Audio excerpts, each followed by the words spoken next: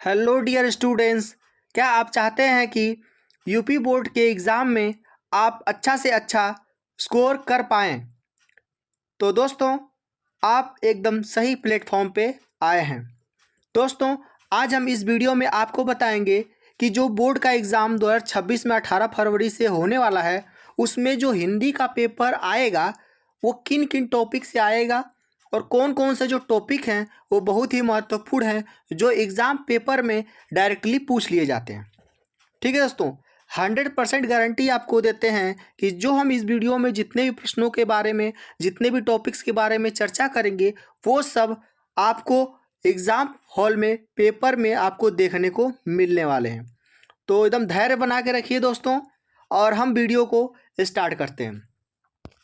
दोस्तों, हिंदी में कुछ टॉपिक्स होते हैं, उन टॉपिक्स के आधार पे हमने इसमें डिवाइड करके आपको कितने नंबर के पूछे जाएंगे, कहाँ से कितना नंबर बनेगा, ये सब चीज़ें जानकारी इस वीडियो हम आपको बताने जा रहे हैं।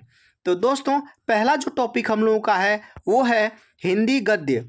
क्या है दोस्तों?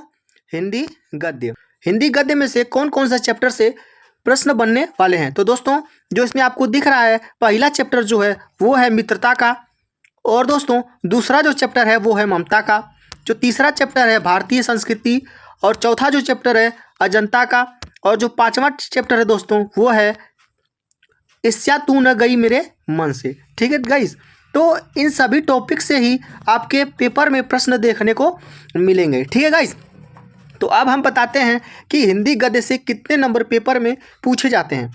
तो दोस्तों, हिंदी गद्य से जो पेपर में पूछे जाते हैं वो आपके पूछे जाते हैं 11 नंबर। कितने नंबर पूछे जाते हैं आपके?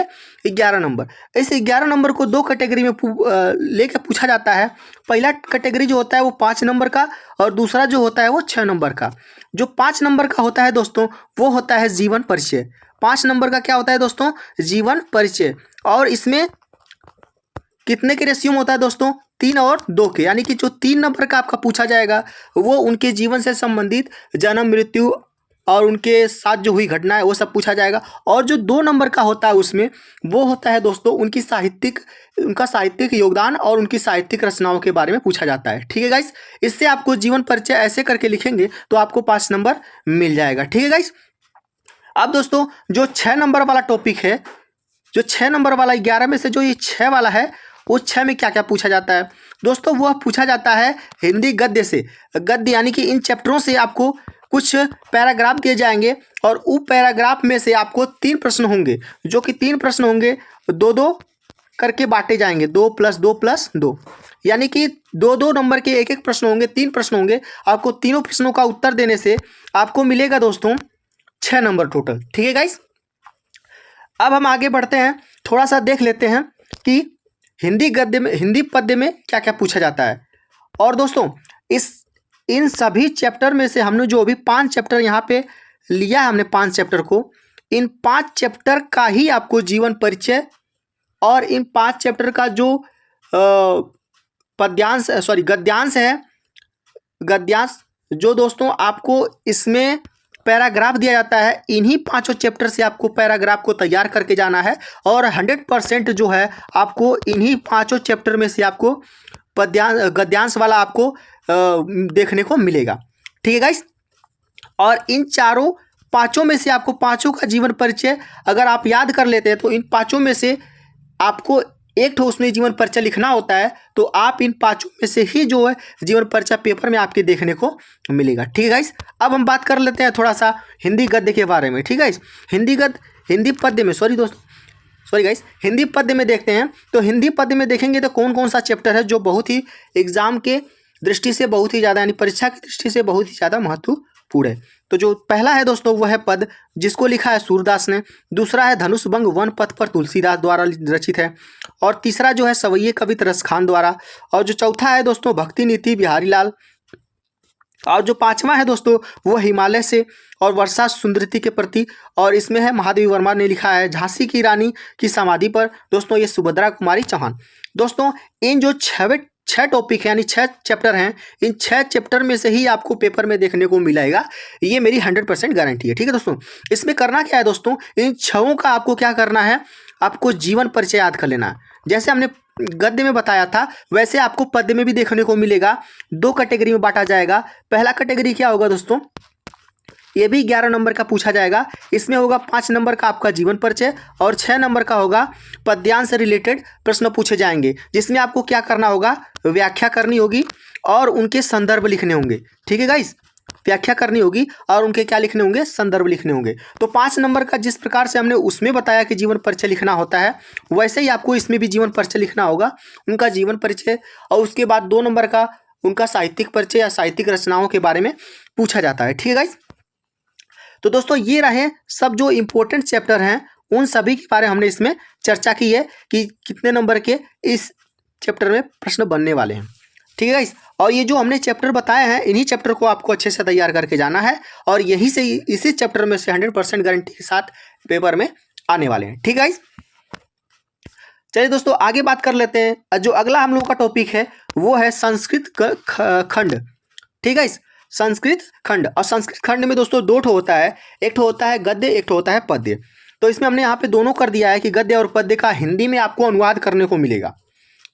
क्या दोस्तों, हिंदी में आपको अनुवाद करने को मिलेगा, जो कि 10 नंबर का रहेगा। कितने नंबर का रहेगा दोस्तों, 10 अंक का रहेगा। ठीक है, हिंदी आपको संस्कृत में दिया रहेगा, श्लोक दिया रहेगा और क्या दिया रहेगा, और गद्य दिया रहेगा। मतलब गद्यांश दिया रहेगा और पद्यांश दिया रहेगा या श्लोक दिया रहेगा। आपको उनका हिंदी में अनुवाद करके पेपर में आपको लिखने को दिया जाएगा और इसमें से 5-5 नंबर के पूछे जाएंगे 2 कैटेगरी में, गद्य का भी और पद्य का भी। ठीक है गाइस, ये हो गया आपका 10 नंबर।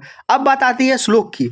तो श्लोक में दोस्तों आपको 2 अंक का श्लोक पूछा जाएगा। एक श्लोक लिखना रहेगा पेपर में, उसमें लिखा रहेगा कि अपनी पाठ्य पुस्तक हिंदी के संस्कृत खंड से आप कोई एक श्लोक लिखिए जो कि इस प्रश्न पत्र में ना आया हो। मतलब जो पेपर रहेगा उसमें पहले से ऑलरेडी आपको एक ठो श्लोक देखने को मिलेगा।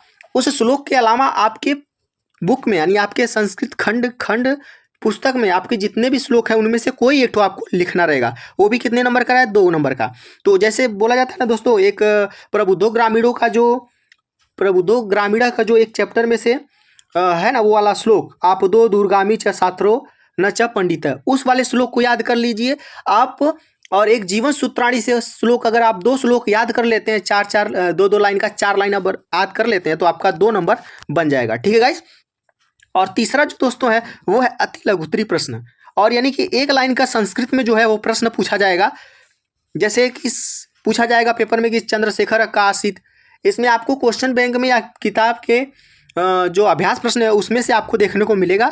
आप 2 नंबर का ऐसे तैयार कर सकते हैं। ठीक है गाइस, तो दोस्तों अब हम देखते हैं कि और क्या क्या किस टॉपिक से आते हैं प्रश्न। तो दोस्तों हमने यहाँ पे संस्कृत का जो थोड़ा सा जो चैप्टर महत्वपूर्ण है, जिनसे प्रश्न हिंदी में अनुवाद करने को आते हैं, उन्हीं को हमने यहाँ पे लिया है। ठीक है, तो इसमें पहला दोस्तों वाराणसी। संस्कृत में जो पहला चैप्टर है वो है वाराणसी। और वाराणसी से हर साल पूछे जाते हैं पेपर में कि दिए गए गद्यांश का आप संस्कृत से हिंदी में अनुवाद कीजिए। मतलब इसका संस्कृत में गद्यांश आपको दिया रहेगा, उसको आपको क्या करना है, हिंदी में अनुवाद करना है। ठीक है, और उसमें ये भी बोला जाता है संदर्भ के रूप में कि आप उसके शीर्षक का नाम लिखिए, किस शीर्षक के यह पैराग्राफ लिया गया है, गद्यांश लिया गया है। ठीक है, तो पहला आपको याद करना है कि संस्कृत में जो पहला वाला चैप्टर है वाराणसी, इसको अच्छे से पढ़ के जाना है, इसका हिंदी में अनुवाद करके जाना है पेपर में। ठीक है, और आपको दूसरा देखेंगे तो दूसरा जो है वो देशभक्त चंद्रशेखर। इसमें से भी दोस्तों आपको बढ़िया से इसका भी हिंदी तैयार करके जाना है। और जो तीसरा है वो है भारतीय संस्कृति, इसमें से भी आपको तैयार करके जाना हिंदी अनुवाद। जीवन सूत्राणी, ये आपका श्लोक वाला चैप्टर है दोस्तों, इसको भी आपको तैयार करके जाना है। और अगला है दोस्तों प्रबुद्ध ग्रामीणों। तो दोस्तों इन 5 चैप्टर में से अगर आप इनका हिंदी अनुवाद करके जाते हैं और इन दोनों का एक एक श्लोक करके याद करके जाते हैं, तो दोस्तों आपका इस श्लोक वाला 2 नंबर आपका कंप्लीट हो जाएगा, पहली बात। और दूसरी बात क्या है इसमें दोस्तों, इन 5 चैप्टर का जो हिंदी अनुवाद होगा वो होता है 10 नंबर का, हमने भी पीछे बताया।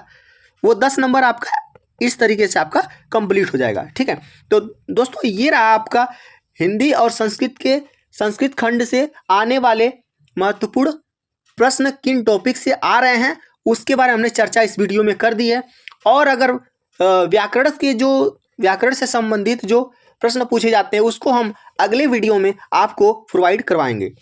तो धन्यवाद दोस्तों वीडियो देखने के लिए। मिलते हैं अगले वीडियो में, तब तक के लिए जय हिंद।